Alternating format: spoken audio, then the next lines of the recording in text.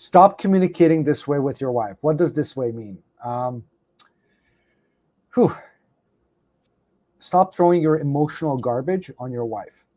If you are emotionally not self-sufficient and you're looking at her as somebody where you're always coming home, let's say work is not going well, and every day you're coming home and you're badgering her that, oh, this is not working, this is why I don't like work, this is why I hate my boss, and you're always miserable around it. This is just one example. Work and being miserable.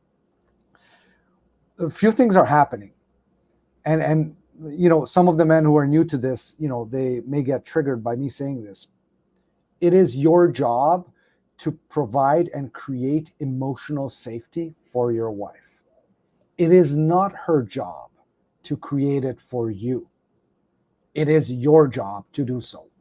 When you badger and you bring home all this emotional stuff and you throw it out on her, well, what happens is there's a role between masculine and feminine being switched. So you're asking her to take on a masculine role, which is creating a safe emotional space for you, and you're taking away the possibility for her to share with you.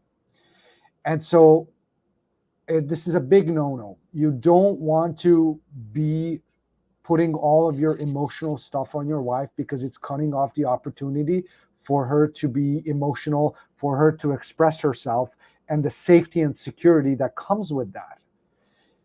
If you don't have that safety and security for your wife available from a healthy masculine space, because you're taking up that space, you will suffocate her, she will leave you, and she will want out. And it is one of the causes of emotional affairs. Emotional affairs start because the emotional needs are not being fulfilled. And it's your job to fulfill the emotional needs. This has nothing about, to do with about man and woman being equal or not. No, we're talking about masculine, feminine. It is the masculine's job to fulfill the wife's emotional needs. She'll manage it, but you need to create the space for her to be able to fulfill that. And when you bring all that, you throw all that stuff on her, you're cutting off the ability for her to do that. So you have to stop communicating with your wife in a way where you're throwing all of your emotional baggage on her, because you're not being responsible to deal with it in a healthy way, like with other masculine relationships. Yeah, and to the emotional affairs, it works for both parties, right? Like she'll end up having an emotional affair because there'll be some other guy that will listen to her. There will be some other guy that, especially you go back to the dating part, right? Like all those things you used to do, you'd sit there, you'd listen, be like, oh yes, okay, let me just listen to her, first date, second date, third date, I'll eventually get her in bed. So there was like a game plan around the need for listening. And then when that game plan is executed, you're like, well, I guess I don't need to do that as much anymore. So you're creating the environment where she has to go elsewhere for that emotional connection. But it's the same for the man. If the man is not dealing with his own emotions, if the man's said the emotional baggage that he's carrying, if he's not dealing with that in a masculine way, and he has this disconnect from his wife, he will also go somewhere else to some other woman that will just listen to him. But his need to deal with the emotions that he has is very different to how the wife needs to deal with her emotions. So the affair partners can happen on both sides because the emotions are not being dealt with in the way that they need to be dealt with for the masculine, in the way that they need to be dealt with for the feminine. So yeah, that's a great point, actually. Flipping it around the other side. Mm-hmm. And it all comes from responsibility and being open, right? I mean, before even responsibility, it's about being open to all of this, being open to, hey, I've been doing things one way, clearly hasn't worked. Am I open to doing things a different way? Because if you keep doing the same thing and it's not working, then yeah, at some point you will have to surrender that, okay, there has to be another way.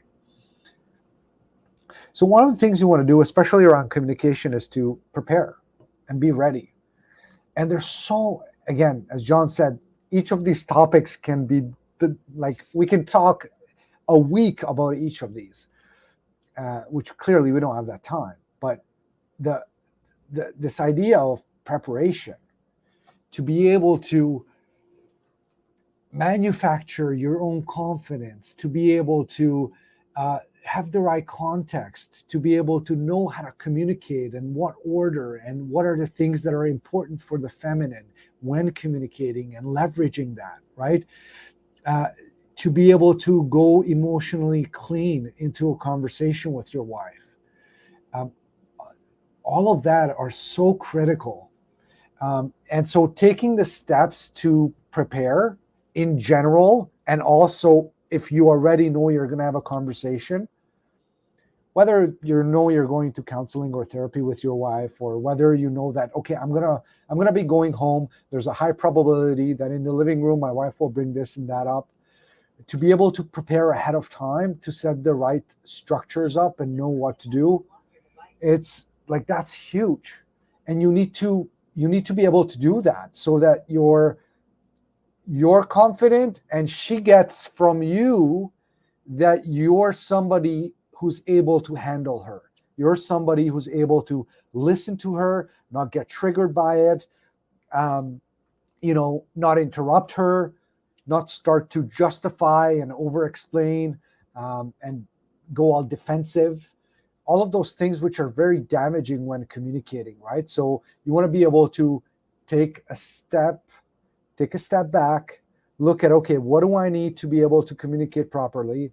What are the things I need to do? And then once I've done that, how do I need to show up in the communication so that I can execute some of the tools, some of the strategies that maximizes for my wife what she needs to get out, and allows me to effectively share my piece with her without overtaking the conversation, without dropping all of the emotional stuff on her, like we talked in the previous section.